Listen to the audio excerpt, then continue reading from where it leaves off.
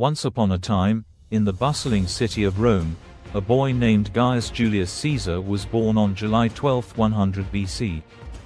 He belonged to the prestigious gens Julia, a family that claimed descent from Iulus, the son of the legendary Trojan prince Aeneas, who was said to be the son of the goddess Venus. This noble lineage filled young Caesar with a sense of destiny and greatness. Caesar's father, also named Gaius Julius Caesar, was a respected governor, while his mother, Aurelia, was known for her intelligence and strong character. From an early age, Caesar was surrounded by the political and social elite of Rome, which shaped his ambitions and aspirations. Tragedy struck when Caesar was just 16 years old. His father passed away, leaving him as the head of the household. Despite this immense responsibility, his mother Aurelia ensured that he received an excellent education.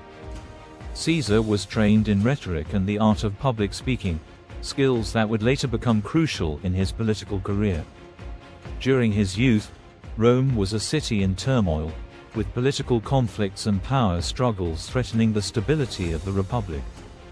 When the dictator Sulla came to power, he began purging his enemies, and young Caesar found himself in grave danger.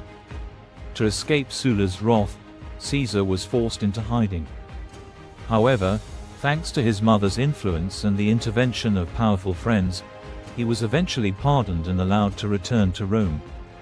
These early experiences of loss, danger, and political intrigue shaped Caesar's character, instilling in him a fierce determination and ambition.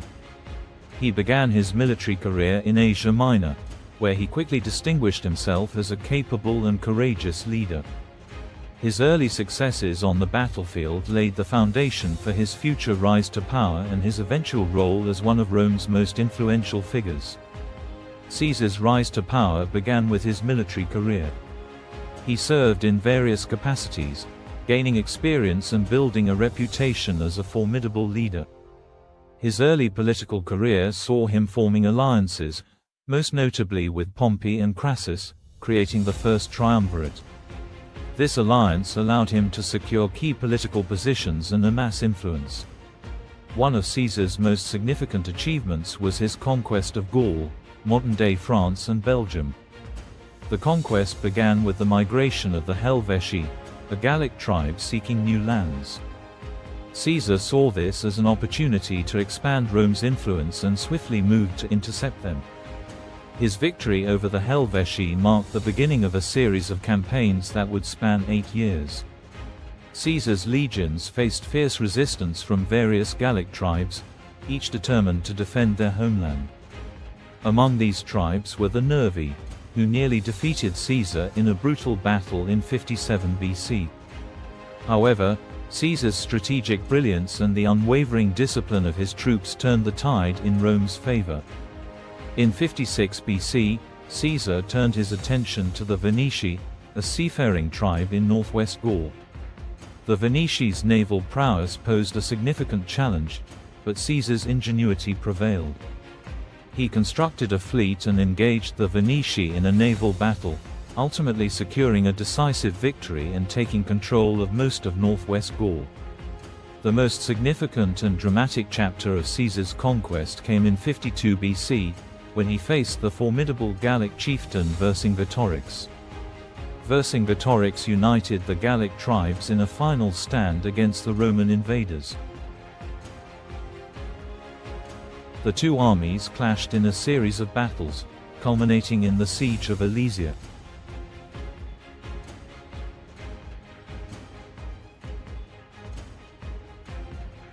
Despite being outnumbered and surrounded, Caesar's tactical genius led to a stunning victory, and Vercingetorix was captured.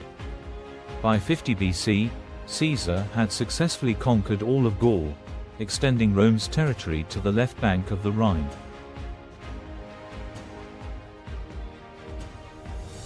His campaigns not only brought immense wealth and power to Rome but also solidified his reputation as one of history's greatest military commanders.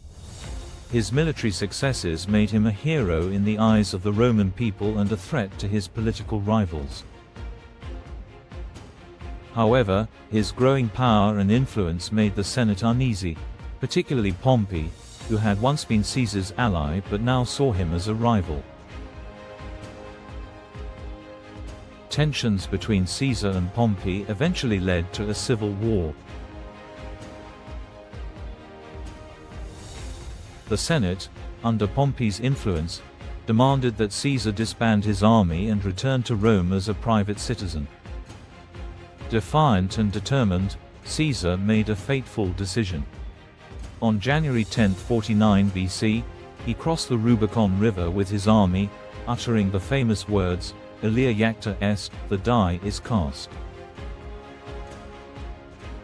This bold move was a direct challenge to the Senate's authority and marked the beginning of a civil war. As Caesar marched towards Rome, Pompey and the Senate fled to the south, gathering their forces.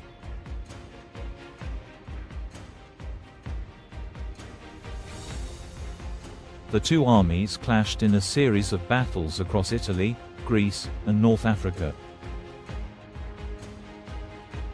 Despite being outnumbered, Caesar's strategic brilliance and the loyalty of his troops gave him the upper hand. The decisive battle came in 48 BC at Pharsalus in Greece.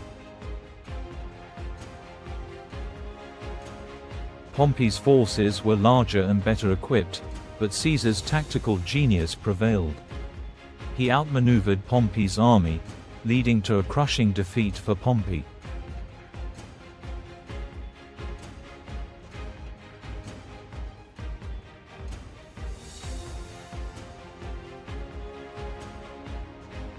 Fleeing the battlefield, Pompey sought refuge in Egypt, only to be betrayed and assassinated upon his arrival. Once Julius Caesar emerged victorious from the civil war against Pompey, he returned to Rome as the undisputed leader. In 49 BC, he was appointed dictator, a position that was traditionally temporary. However, Caesar's influence and power grew so immense that in 44 BC, he was appointed dictator for life. With his newfound authority, Caesar set out to address the many issues plaguing the Roman Republic.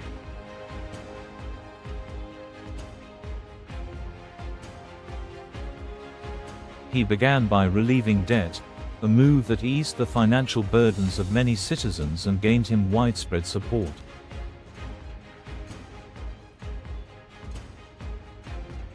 Recognizing the need for a more efficient government, he enlarged the Senate, allowing for greater representation and inclusion of people from different regions of the Republic.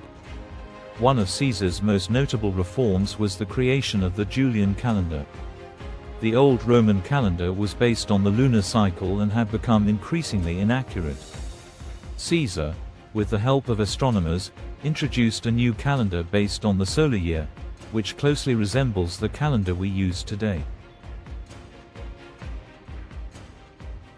Caesar also initiated various public works projects, including the construction of the Forum Iulium, a grand public space that showcased his achievements and provided a venue for political and social gatherings. He granted Roman citizenship to many people in the provinces, particularly in Gaul and Spain, which helped to integrate these regions more fully into the Roman state. Despite his many reforms, Caesar's concentration of power and his title of dictator for life alarmed many senators.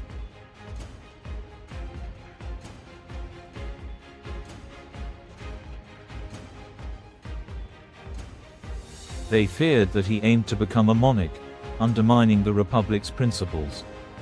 This fear culminated in his assassination on the Ides of March, 44 BC, when a group of senators, including his friend Brutus, conspired to kill him. They believed that his death would restore the Republic, but it instead led to further turmoil and the eventual rise of the Roman Empire under Augustus. Caesar's death marked the end of the Roman Republic and set the stage for the rise of the Roman Empire under his adopted heir, Octavian, later Augustus. Julius Caesar's legacy is profound and far-reaching, influencing not only the Roman Empire but also the course of Western civilization. Julius Caesar, a name that has echoed through the corridors of history, left an indelible mark on the world.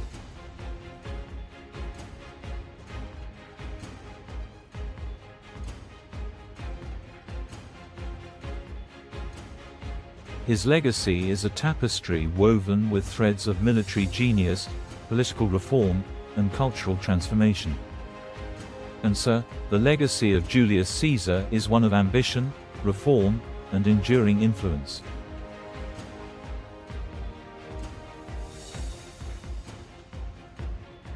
His impact on history is a testament to his extraordinary life and the indomitable spirit of a leader who forever changed the world.